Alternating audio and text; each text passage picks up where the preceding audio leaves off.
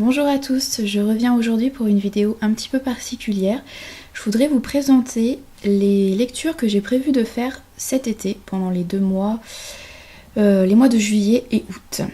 Alors en fait, je termine ma mission officiellement le 15 juillet, ensuite je serai au chômage. Et j'ai décidé de prendre les mois d'été pour me reposer. Je repartirai en recherche d'un nouveau travail au mois de septembre. Donc je vais vraiment profiter de la fin du mois de juillet et du mois d'août pour me reposer et pour bouquiner au maximum, j'espère. Je voulais repartir en Irlande cet été, finalement ça ne se fera pas, mais ce n'est que partie remise puisque je pense que je partirai plutôt fin octobre, en espérant que je travaille encore dans le milieu scolaire et que je puisse avoir les vacances de la Toussaint. Sinon je partirai un week-end, parce que j'aimerais bien fêter Halloween en Irlande et surtout mon anniversaire. Voilà, donc j'espère que c'est un projet qui pourra se concrétiser. Comme ça sera hors saison, ça sera peut-être moins cher et plus facile de trouver un billet d'avion. Voilà, à part ça, je vais peut-être partir quelques jours, un long week-end on va dire, avec ma petite sœur. On a bien envie de partir visiter Berlin, parce que je ne suis jamais allée en Allemagne, elle non plus. Alors je ne parle pas du tout allemand, elle un petit peu, donc j'espère que les Allemands parlent un petit peu anglais et français, pour qu'on puisse se débrouiller. Mais voilà, c'est peut-être prévu pour le mois d'août. Mais sinon, rien d'autre de particulier. Donc j'espère vraiment que je vais avoir le temps de faire descendre ma palle. Je me suis donné comme mission de ne rien acheter au mois d'août et au mois de juillet, cet été. Les 2 mois, je n'achète rien du tout. Donc à partir de demain, plus un achat. Donc je vais éviter les librairies, les vides-greniers. Je vais éviter d'aller faire des tours sur des sites d'occasion sur internet. Je mets des œillères, je ne vois rien, je n'achète rien ces 2 mois et j'espère que je vais faire descendre cette palle. Alors je souhaite vous présenter 15 titres à peu près. Je ne suis pas sûre de lire ces 15 livres pendant ces 2 mois d'été, mais bon, c'est ceux qui m'attirent le plus pour le moment. Je vais partir donc en vacances dans ma famille. Je ne pourrai pas amener ces 15 livres dans ma valise, c'est sûr. D'ailleurs, c'est là que je me dis qu'une liseuse, ça serait peut-être pas mal finalement. Donc je vais essayer de lire les plus gros et les plus encombrants début juillet, avant de partir en vacances en famille, pour ne pas avoir traîné ces gros pavés dans ma valise. Et donc vous allez voir, j'ai plutôt choisi des poches qui sont plus facilement transportables. Voilà, c'est parti. Alors, je vous présente la lecture que je suis en train de faire. J'ai lu que 10 pages, donc comme dès demain nous sommes le 1er juillet, elle entre dans mes lectures estivales. Donc c'est La Bienfaitrice de Elisabeth von Arnim. C'est un livre écrit par une jeune auteure née à la fin du 19e siècle, enfin dans la deuxième moitié du 19e siècle. En fait, quand j'ai lu la préface qui revient un petit peu sur la biographie de cette Elisabeth von Arnim que je ne connaissais pas du tout, j'ai eu l'impression un petit peu de lire la biographie de Colette, notre Colette française qui a vécu quelques années après, plutôt au début du XXe siècle. Voilà, donc une femme un petit peu indépendante, à la vie un petit peu scandaleuse, qui ne voulait pas s'engager dans une relation sérieuse, ne voulait pas se marier, etc., ne voulait pas être soumise, mais paradoxalement ne choisissait que des hommes assez brutaux, dominants, etc.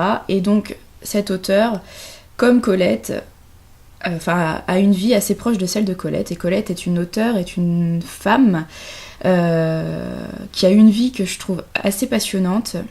J'ai pas lu beaucoup de choses de Colette, mais dès que j'ai lu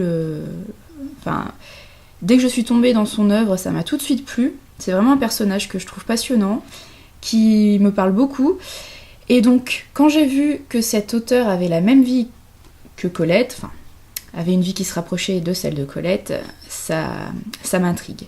J'ai lu les 5 ou 6 premières pages du premier chapitre, et pour le moment, tout ce que je peux dire, je peux pas dire grand chose avec juste 5 pages de lu, mais je peux dire que le style va beaucoup me plaire, je pense. Il y a un petit côté ironique derrière, un petit peu comme Jane Austen. Voilà, je sens que ça va me plaire. L'héroïne, en fait, a 25 ans. Elle est très jolie, mais elle veut être indépendante et elle ne veut surtout pas entrer dans les habitudes de son époque. Elle ne veut pas se marier, etc. Ça se passe dans la deuxième moitié du 19e siècle. Et elle est un petit peu sous la coupe de sa belle-sœur, la femme de son frère, jusqu'au jour où elle hérite et elle choisit de vivre une vie indépendante comme elle l'avait toujours rêvé. Elle part en Allemagne dans la maison qu'elle a héritée et elle va ouvrir en fait cette demeure aux femmes qui veulent être indépendantes et qui ont des vies un petit peu difficiles aussi. Voilà, en gros, ce que j'ai compris de la 4e de couverture et ce que j'espère trouver dans ce livre. Je vous en parle plus, je pense, dans la vidéo de mercredi, puisque j'aurai un petit peu avancé dans ma lecture. Je l'aurai peut-être fini si ça me plaît beaucoup. Ensuite, j'ai prévu de lire tout de suite après, je crois, puisqu'il faut que je le lise avant de partir en famille, puisque je ne pourrai pas le traîner dans le train.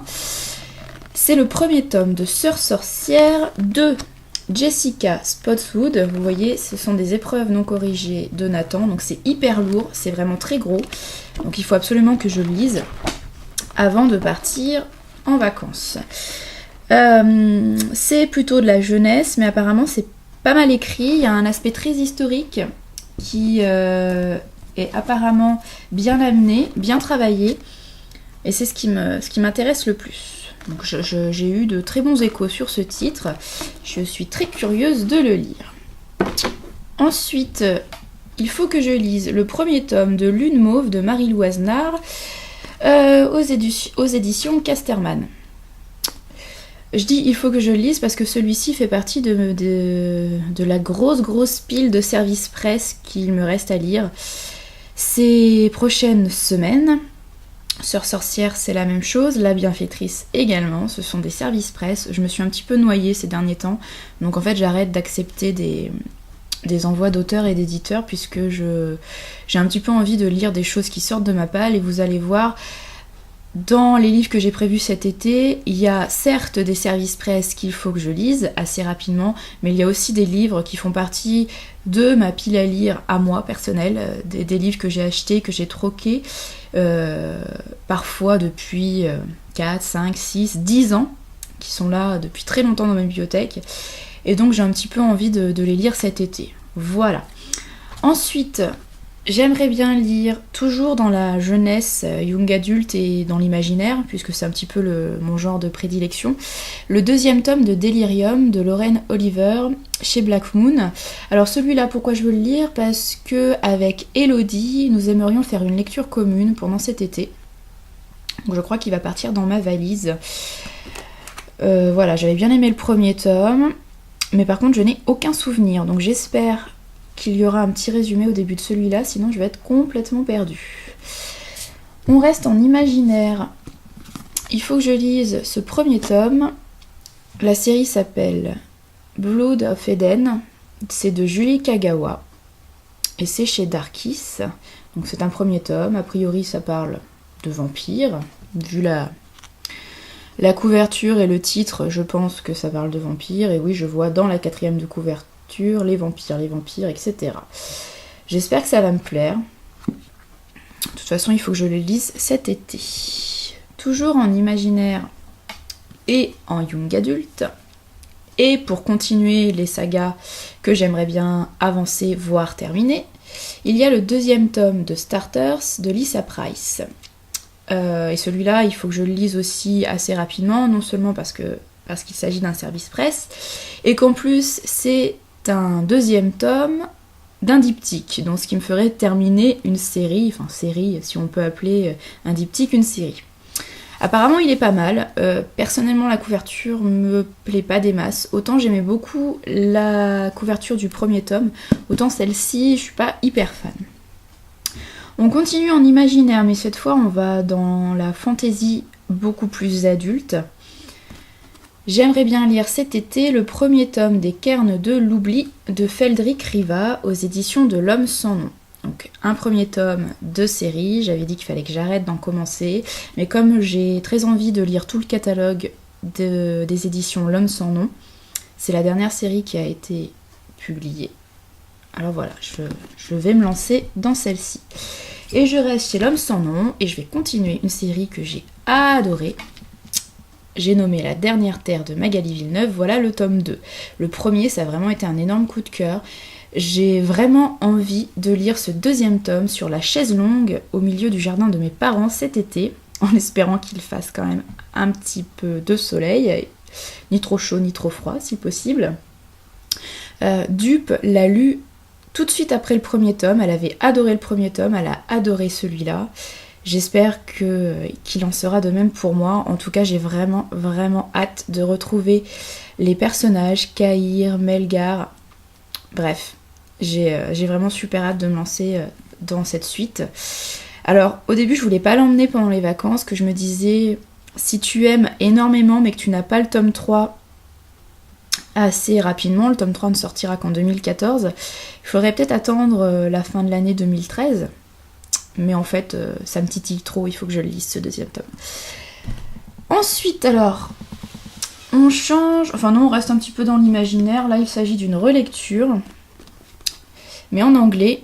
Le deuxième tome d'Harry Potter, de J.K. Rowling. J'ai lu toute la série en français, je ne sais combien de fois, et j'ai très envie de la lire en anglais. J'ai lu le premier tome en anglais il y a quelques années maintenant, et j'avais jamais continué. J'ai envie cet été de me lancer dans la relecture d'Harry Potter en VO, puisqu'il faut vraiment que je lise plus en VO. J'ai toujours cette appréhension en fait quand je commence un livre en VO de ne pas tout comprendre, d'être très lente à la lecture et de ne pas y prendre plaisir. Et en fait, à chaque fois que je lis un titre en anglais, j'adore. En fait, au fil des pages, je suis tellement dans le livre que je me rends compte que... En fait, j'ai pas l'impression de lire de l'anglais, c'est naturel.